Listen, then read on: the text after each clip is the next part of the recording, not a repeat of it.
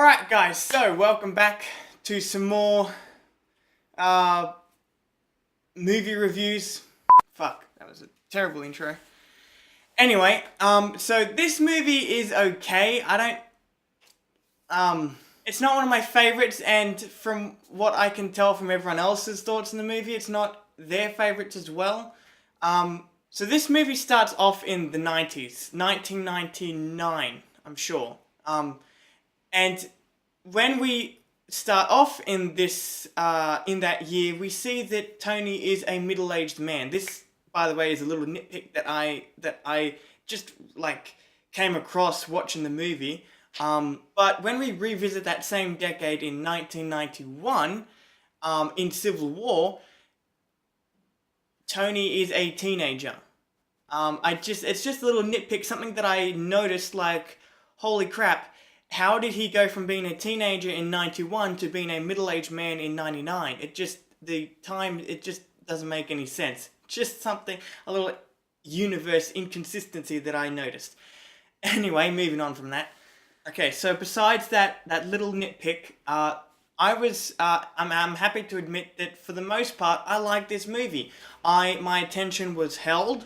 I was generally interested in learning more about the Mandarin, about what the hell is going on behind the scenes of this terrorist organization, the Ten Rings, who, in case, I don't know how many people actually know about this, but the Ten Rings were one of the main villains for Iron Man 1, so bringing them back, kind of interesting, because then we get to delve deeper into this international terrorist organization, which is something that I was excited about.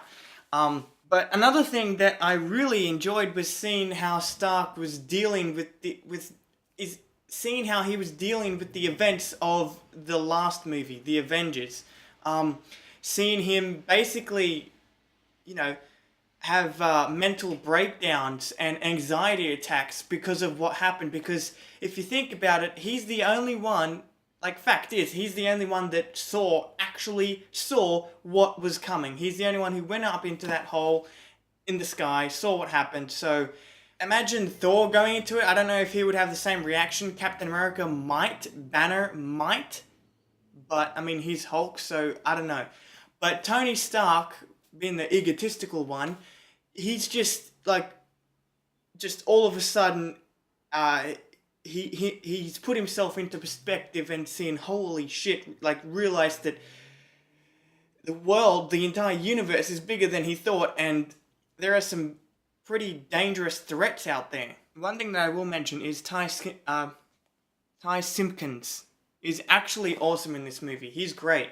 I like his character. His character is, I guess, the most charming character in the whole movie because he's just a kid, and he's actually has wiser moments than Tony Stark in this movie. I love the moment where he's like, "You're a mechanic, right? So just build something." It was just great. Now, usually I talk a little more about my thoughts, but really quickly before I get to this specific thought that I want to talk about, I'm sure you know what it is. It's the Mandarin. I'm going to quickly go into my favorite moments.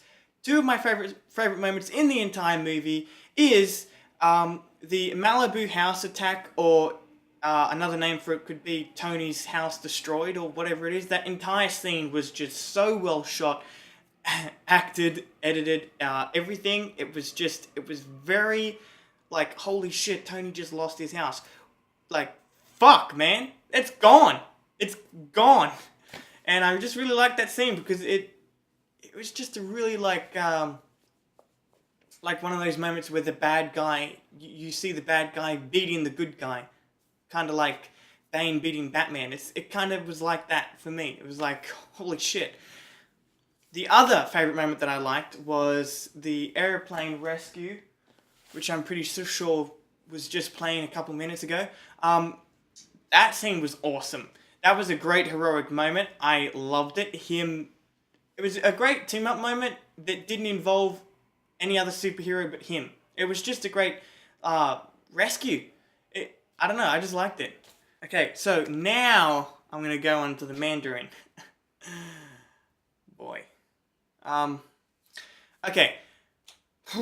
The Mandarin for me was great. He was working well. Ben Kingsley's performance was fantastic. He was a great menacing presence because he was not only attacking, he was not only going after Tony Stark, which is something that we see a lot now in superhero stories. We usually see the bad guy just going after the good guy because that way it's more personal. And in that respect, it is great seeing this like well-acted villain who is very menacing go after Tony Stark.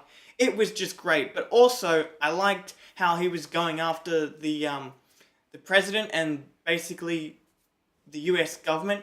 It made it feel a little more realistic and more like a terrorist organization. It was great. I liked it, right? But as we all know, it turned out to be all fake. The Mandarin was not real. And Aldrich Killian just made him up. I don't know why. Like, I don't know. Has anyone actually taken the time to really think about Aldrich Killian's plan? His whole plan is to terrorize an entire country, kill the president, and that's it. At one point, I actually thought that he wanted to rule by creating the world's most dangerous terrorist and holding him in one hand and holding the world's most powerful man in the other, because he said that. So I thought that was his plan. I don't know what was going on with me at the time, but his whole plan was subtlety. To kill the president, that is it. And then what was he going to do after that? His whole plan makes no sense. He's not a good villain. If they had just stuck with Ben Kingsley as the Mandarin, honestly, this movie would be better. But the movie was good leading up to this big reveal that it's not really the Mandarin. So it was good. But once we get to that reveal, the movie kind of dips in quality and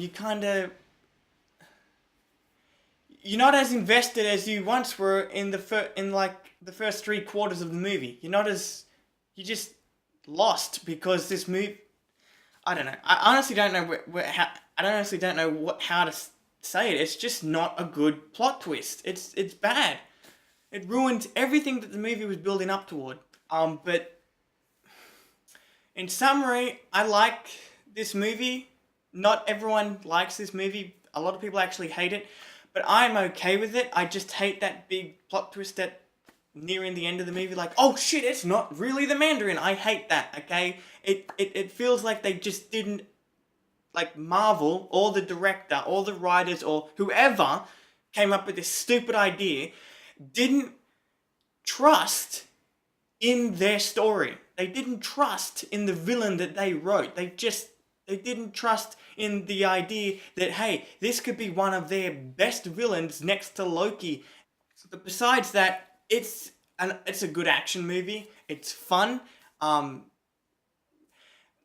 With this movie, this is where I start to realize that, okay, Marvel are going to be a little bit more comedic going forward. So I'm fine with that. Anyway, that's about it for this movie review. I will see you in my review for Thor: The Dark World, which is a movie that I actually like. Okay?